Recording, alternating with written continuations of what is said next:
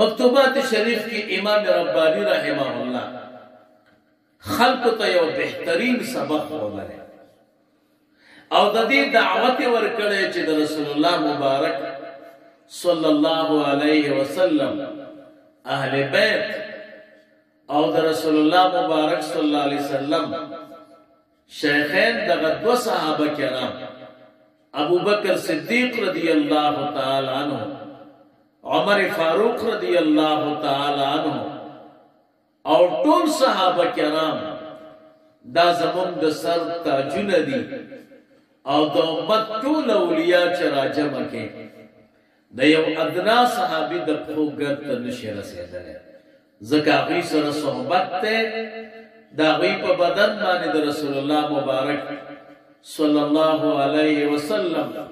هغه خاص نظر لګیدل دی عبادت خوري رو خلقو کړه دی او هغه نظر او دید به کم ځای کې پیدا شي چې د رسول الله مبارک صلی الله علیه وسلم په صحابه ولګي لسم نمبر خبره مکتوبات شریف کې د دې خبرې کلک تاکید ده چې تاسو په عقیده د اهل سنت والجماعت کې اوسئ او د دې په پابند یې اهل سنت والجماعت عقیده امام تحتاوی رحمه الله د نور النزاع او شرح د مراقي الفلاح ورته وایي او هغه باندې حاشیه کړی دا هغه کې وایي چې اهل سنت والجماعت دا منحصر دي په مذاهب اربعه کې احناف موالک شوافی حنابلہ دی سلور مسلکونو کی چو سوکوی دا اہل سنت والجماعت دے او چی پدی کے نئی دا اہل سنت والجماعت دا قیدین خارج دے دا خبر امام شامی رحمہ اللہ ام کرے نور علماء ام کرے نو امام ربانی رحمہ اللہ مکتوبات شریف کی خپل خلفاء و مریدین و محبین تا د دې سبق ورکړی دی چې تاسو به په عقیدې د اهل سنت والجماعت باندې پابند یې او کلک به ولاړ یو لسم نمبر خبره مکتوبات شریف کې په دې باندې ډېر انتهایی تاکید امام ربانی رحمه الله کړی چې مسلمان ته پکار دی چې د خپل ژوندۍ په هر شعبه کې اسلام نافذ کړي دا څنګه چې یوازې منځونو ته کار وای او خلکو ته کنځا کوي خلک خپه کوي یوازې صدقو ته کار وای او منځونه نه کوي یوازې عمره او حجونو ته کار وای تلاوت ذکر نه کوي نه مسلمان ته پکار دی چې د خپل ژوند هر لمحه او هر شعبه کې اسلام نافذ کی او د زبردست مزد اسلام په طریقه زکات حج صدقه معاملات دا ټول د اسلام په طریقه باندې وکړي ډیر کړه ته موږ او تاسو خلک لیدلې دي تهجد نه قضا کوي 500 تسبیح ورسره زبردست ګیري او درود شریف هر وخت کې الله الله وایي او کله لسر کوشه ته واخلي نو بیا دوکه د سره کوي معاملې سم نه نو دا خسړې نه ځکه د اسلام مسلمان وای دي ته چې د خپل ژوند تمام شعوب چې دي دا باندې کې به اسلام نافذ وي دکانداري کې به اسلامي خبرو کې به اسلامي نظر کې به اسلامي تک کې به اسلامي معاملاتو کې به اسلامي بیا د مسلمان دی سینه چې د دنیا کارونه غلط کوي او یې مسلمان نو مکتوبات شریف کې امام ربانی رحمه الله په دې سخت تاکید کړي چې مسلمان وای دیتا چې اسلام به په هر شعبه د ژوندۍ کې نافذ کړي دولسم نمبر دا مسئله امام ربانی رحمه الله بیانوي کله چې د شریعت او د طریقت په منځ کې تعارض راشي نو ترجیح به شریعت ته ورکول کیږي شریعت مقدم دے پا طریقت. طریقت دا شریعت مخالف نہ دے و کل کل دا طریقت والا غلط شی نو دے دا طریقت صحیح انکی. دی وجہ امام ربانی رحمہ اللہ پا دی مسئلہ با بحث کئی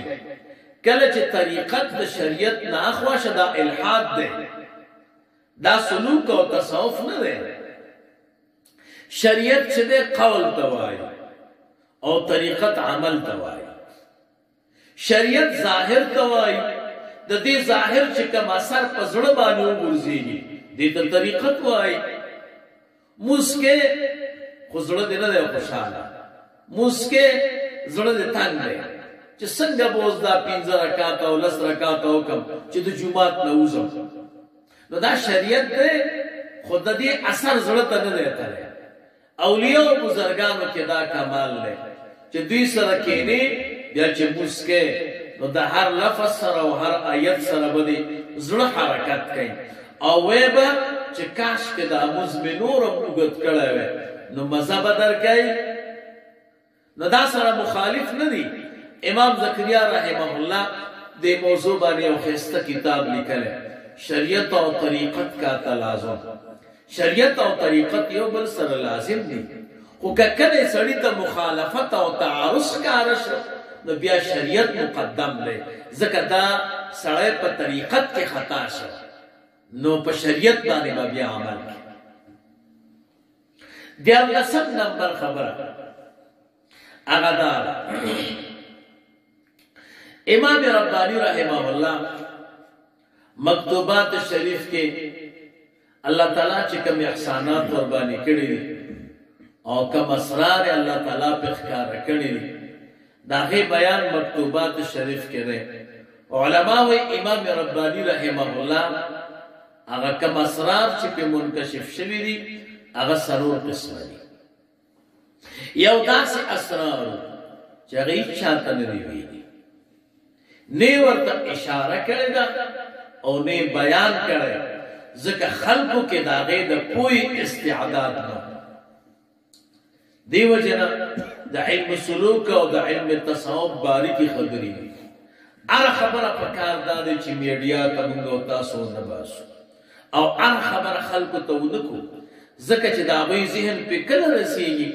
بیا داغین لوی فتنہ جوڑش. نو امام ربانی رحمہ اللہ تا اللہ تعالیٰ سے اسرار دا سخکار کرو چی داغی بیان نہ دے کرے او نی اظہار تپک اشارہ کرے را بس اگا مغب پوری خاص ہو چاکے دا کوئی استعداد نہ. دم نمبر اسرار دا سی چی امام ربانی رحمہ اللہ پلو بچیو تا غفکار کرے کہ مجھے خلفاء و بچیو کی اگوی تے اخکار کری و عام محبان و مریدان او خلفاء تے داغی بیان نہ کرے ذکر عام خلقو کے داغی دا کوئی استعداد نہ. درم نمبر قسم اگا اسرار چی دا امام ربانی رحمہ اللہ خاص خلفاء او خاص مریدین تے داغی بیان کرے. کل کل بے خاص خلیفہ و مرید رو گختا دروازہ بے بند نکڑا او بیا بے ورطا بیان کر کہ دی درمیان کی بسوک کوٹے تراغ ہے نو امام ربانی رحمہ اللہ بساکت شو او دغه خبره به پریخ و بل طرف ته به خبره واړه بیا به دغه خبره نه کوله کله بچي بیا به هغه خلیفہ او مرید ته فرمایل چې اوس وخت نه دی بیا به دویم مجلس کې د دې بیان درته وکم خو ګوره فکر کوه چې چاته ونه وایي څنګه چې ابو هريره رضی اللہ تعالی عنہ هغه فرمای حفظت من رسول الله صلی اللہ علیہ وسلم وعائے رسول اللہ مبارک صلی اللہ علیہ وسلم نے دا علم دولو خیات کری یو لوخ اخمتا اس تا بیان کرے رہے وہ کدا بل بیان کم نظمہ مرائی بپریش مانا دادا چے اگا استعداد در کی نشتا دا پوئے ما تبا قسمہ قسم نسبتو نہ ہوکے نو دا سے پدی علم تصوف کی بعض اسرار اللہ تعالیٰ چاہتا ہو خی او آغا بخلقو تا نو آئے ځکه چې د هر سړي په ذهن کې چې دی هغه نه ورځي. دې وجه نه زمونږ استادو زمانه کې د ډېرو پیرانو مریدان چې دي هغه د خپل پیر مبارک په باره کې ډېره مبالغه کېږي. کله کله ترې دروغ هم ویلی کېږي، کله کله رښتیا وایي، لیکن دا سړی هوښیار نه وي. عامو خلکو ته بیان کې خلک وایي دا دروغ وایي، نو هره خبره به خلکو ته نه کوي. دا د مخکې نه دا قصه را روانه ده او موږ او تاسو د اسلام او د دین سبق دی. بیا به په خپل مرشد باندې د خلکو هغه د دروغ نسبت ورته کوي او بیا به درپسې خبرې کوي. بس څه چې دې ولید ځان سره وساته. بعضې خبرې داسې چې هغې کې فایده عامه نو که هغه بیان کړي نو خیر دی. نو دریم قسم هغه اسرار امام رباني رحمه الله ته الله تعالی نصیب کړي چې خاص مریدان او خلفاو ته به د هغې بیان وکړو. که د دې درمیان کې به څوک راغی بیا به امام رباني رحمه الله چپ شو، بله خبره به یې شروع کړه او بیا به هغه مرید ته وی بیا به چې دی بل وخت کې زه تا سره خبره وکړم. څلورم نمبر داسې اسرارو چې امام رباني رحمه الله ته الله تعالی ورکړي د هغې علم خو فایده پکې عامه وه، نو عامو مریدانو ته او خلفاو ته د هغې بیان کړی. نو دا څلورم قسم چې کوم اسرار دي دغه مکتوبات شریف کې بیان کړي دي. خو دا څلورم قسم اسرار چې دي چې عامو مریدانو او خلفاو ته بیان کړي دا دومره ګران دي چې د هغې باندې پوهېدل ډېر ګران کار دی. ما تاسو ته مخکې ویلي وو که نه، ډېرو خلکو بیا مکتوبات شریف په رد کې کتابونه لیکلي وو. د هغې وجه دا ده چې پوهېدل ورباندې نه، نو هغې باندې پوهېدل انتهایي ګران کار دی چې د دې اولیاء او بزرګانو دعا در سره نه وي او د هغوی سره د ربط نه وي او نسبت یې نه وي، نو حقیقت باندې سړی نه پوهېږي. دومره جوور تللی دي. خو دا هغه خپلو مریدانو او خلفاو ته یې ویلي دي، هغوی ته الله تعالی هغسې استعداد هم ورکړی. نو مکتوبات شریف کې دا څلورم نمبر بیان د دې اسرارو دی. هغه درې چې دي د هغې بیان پکې نشته. څوارلسم نمبر خبره دا مې درته د دې حصه هغه بله جمعه ویلی وه. مکتوبات شریف درې دفاتر دي، یعنې درې جلده دي. اولنی دفتر چې دی دې کې 314 مکتوبه دي او د دې نوم دی دارالمعرفت. دارالمعرفت یې ولې نوم دی؟ دا دارالمعرفت دا حروف دا چې ابجدو ته وایي، دال څلور دی، الف یو دی، ری 200، لام 10، میم 40، بیا ری 200، فی 80، بیا ری 200 او تی 400. دا شماره چې راجمع کې، دا شماره چې ټوله راجمع کې، نو د دې نه 1025 جوړېږي. دغه سنه چې د امام رباني رحمه الله د خلیفه لیکله، نو دغه وخت کې سنه 1025 وه. نو دغه 1025 عدد دی د عربی کلمه جوړه کړې ده دارالمعرفت. نو د دې نوم دی دارالمعرفت. دا د امام رباني رحمه الله یو خلیفه خواجه یار محمد الجدید البدخشی الطالقانی رحمه الله، دا د خلیفه او دا 314 مکتوبه دا په حکم د امام رباني رحمه الله لیکلي دي. د په خپل فرمایي کله چې 314 مکتوبه برابر شو، راته وی بچی نور مکتوبات ملیکه بس، ځکه 314 شماره دا د پیغمبرانو علیهم السلام ده او 314 شماره دا د رسول الله مبارک صلی الله علیه وسلم د جانثار صحابه کرامو د بدر 314 داغې شماره وه. بس نور دې ځای کې دا مکتوبات شریف بند دته یار محمد الجدید ولې وایي؟ وی الجدید ورته ځکه وایي چې یار محمد باندې د امام ربانی رحمه الله یو بل خلیفہ دی دا غنوم یار محمد دی خو هغه د امام ربانی رحمه الله نه مخکې ذکر راغسته او دی یار محمد رستو ذکر راغسته دی لپاره چې فرق راشي امتیاز راشي چې دا کم یار محمد دی نو امام ربانی رحمه الله با هغه ته یار محمد قدیم وی او دته به یار محمد الجدید وی دی لپاره چې د دواړو په منځ کې امتیاز راشي او فرق پکې راشي نو دا یار محمد الجدید رحمه الله دا لیکل دغه فرق علما خلک دیم دفتر چې ده د دینوم د نور الخلائق دا پسنا یوزر او آتیش کی لیکل دا د امام ربانی رحمه الله زوی مبارک چې داغه خلیفہ هم دی خواجہ محمد معصوم رحمه الله دا داغه په حکم باندې دا مکتوب لیکل شوی او دا لیکل دی خواجہ عبدالحی ابن خواجہ چاکر حصاری رحمه الله دام د امام ربانی رحمه الله خلیفہ ما تاسو نور الخلائق ورته ولي وای نور الخلائق دا حروف چې ابجد توار نون 50 واو شپک ری 200 الف یو لام دیرش داسي خیچ دې زر او لام دیرش او قافسل دا چې ټول لا جمع کې نو د دین یو زر او آتیش جوړیږي چونکه دغه سنه یو زر آتیش وا نو ځکه ورته نور الخلائق کې دي کې نه نوی مکتوبه دی وایي چې کله ما نه نوی مکتوبه برابر کړ نو خواجہ محمد معصوم رحمه الله راته وي بچیا د الله تعالی نومونه یو کم سلی اسماء الحسنا د باری تعالی دا یو کم سلی بس دومره ولیکه نور ملیکه بس دا خشمارانه په دې باندې دا بند